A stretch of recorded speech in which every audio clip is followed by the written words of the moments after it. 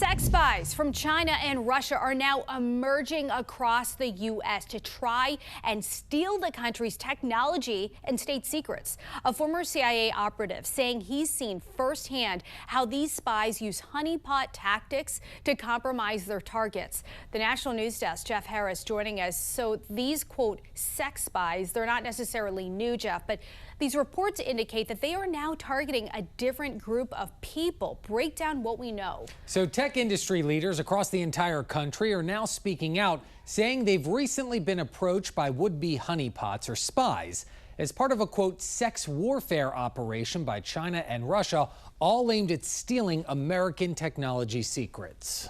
One of the many men recently targeted, James Mulvenon, works at Pamir Consulting, which provides risk assessments for American companies investing in China. Mulvenon telling the Times of London, quote, "I'm getting an enormous number of very sophisticated LinkedIn requests from the same type of attractive young Chinese women. It really seems to have ramped up recently." A former CIA operative, J. Michael Waller, says he's seen firsthand how China and Russia are using honeypot tactics to steal U.S. secrets and even compromise politicians, pointing to an encounter he had years ago at a work event in Poland after a woman approached him saying she worked for the Polish government. She kindly invited herself up to my room.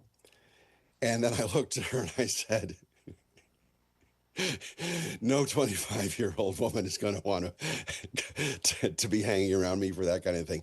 You're a spy. Waller says he then alerted the authorities, who threw her out of the country. But what he encountered is a form of psychological warfare, the spies messing with people's heads. They do the pickup part, the making them feel important part, the playing to their ego part.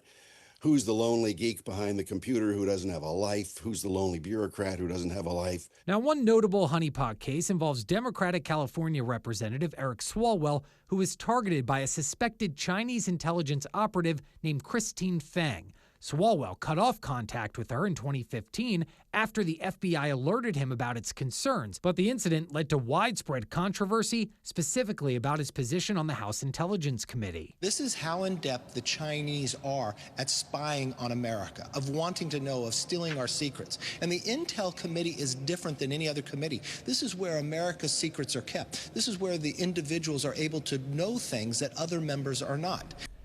Now, following an investigation, Swalwell was cleared of any wrongdoing. Meanwhile, the House Committee on Homeland Security warns the Chinese Communist Party has carried out over 60 espionage operations inside of the United States over the past 4 years.